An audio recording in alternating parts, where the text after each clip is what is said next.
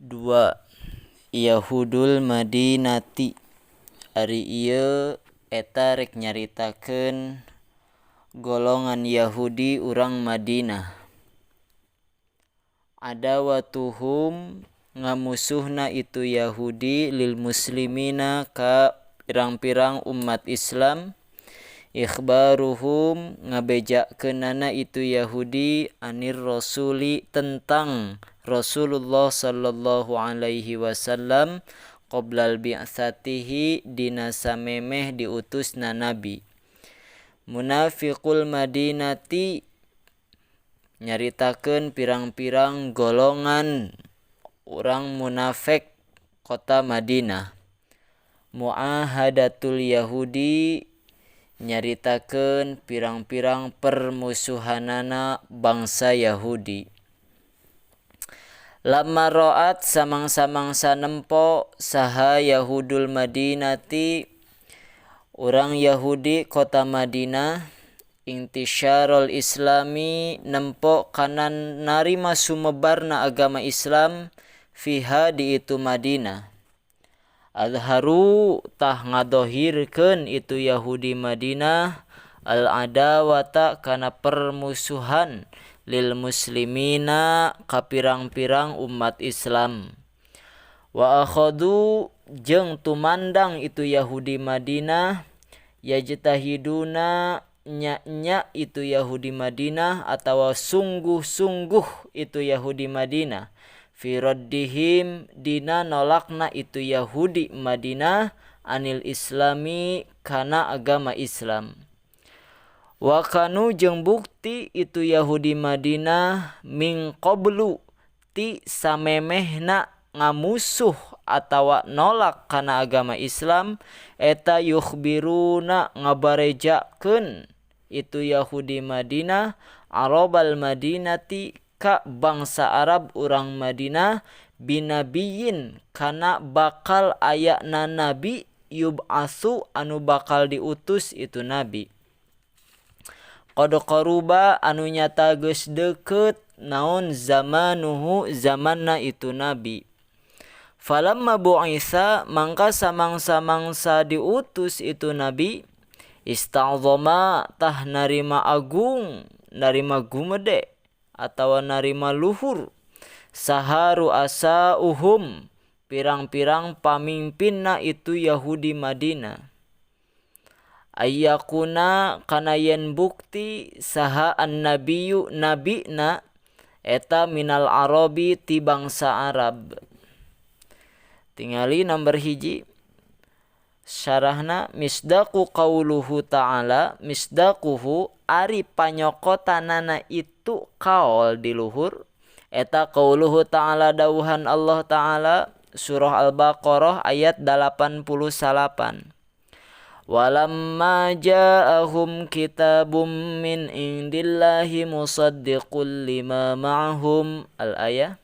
Walamma ja'a jeung samang-samangsa datang hum ka itu Yahudi Madinah naon kitabun kitab tegasna Al-Qur'an min indillahi ti pihak Allah musaddiqun anu ngabenerkeun lima kana perkara ma'ahum anu tetep aya sartana itu Yahudi Madinah.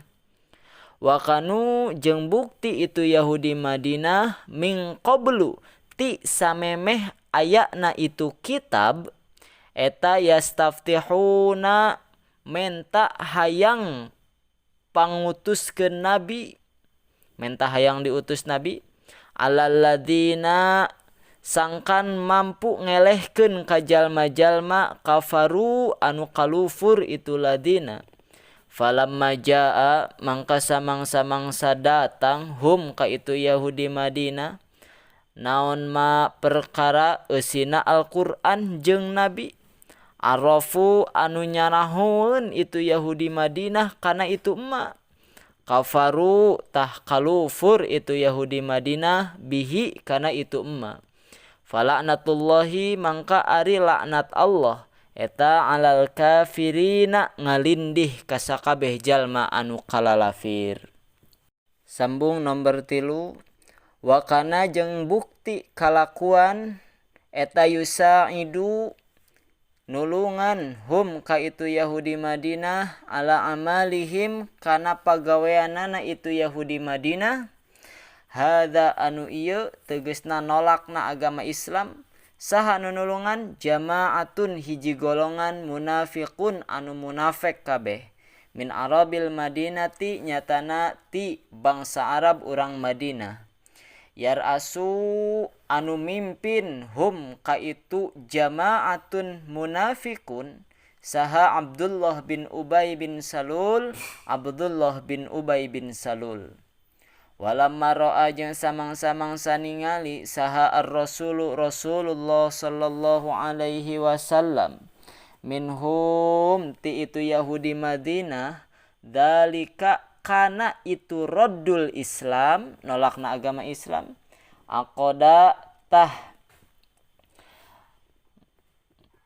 ngayakeun perjanjian atawa nyieun keputusan Nabi ma'ahum sartana itu Yahudi Madinah dan kana hiji perjanjian ala alla yu'du kana yen ulah rek milaraan itu Yahudi Madinah hu ka Kangjeng Nabi wala yuhariba jeung moal rek merangan Nabi hum ka itu Yahudi Madinah wala yata'arrada jeung moal rek pabentrok Nabi atawa ngabentrokkeun Nabi lidinihim kana agama na itu Yahudi Madinah. Amal munafiquna anapun ari pirang-pirang jalma munafik fakana tah eta bukti Nabi eta yakbalu narima Nabi minhum ti itu munafik ma kana perkara doharo anu dohir itu emma wayatruku jeung ninggalkeun Nabi ma kana sakabeh perkara batona anu samar itu ma ti itu munafik. Tingali nomor 2 syarahna.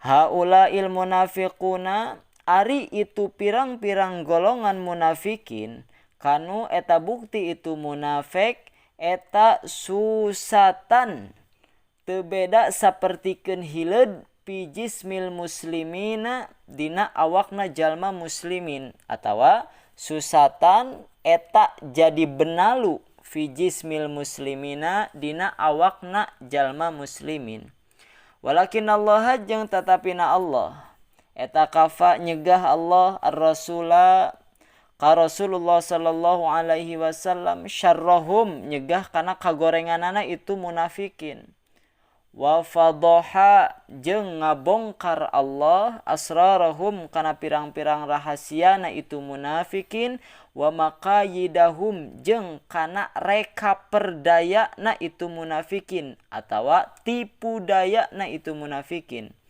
wa hadzara jeung memperingatkan Allah mere peringatan ar-rasula ka Rasulullah sallallahu alaihi wasallam minal ittikali tina percaya alaihim ka itu munafikin wa misdaqu dzalika jeung ari tempat panyokotan eta kaul eta qauluhu ta'ala dawuhan Allah ta'ala wa mimman haulakum minal a'rabi munafiquna al-ayah surah at-taubah ayat 101.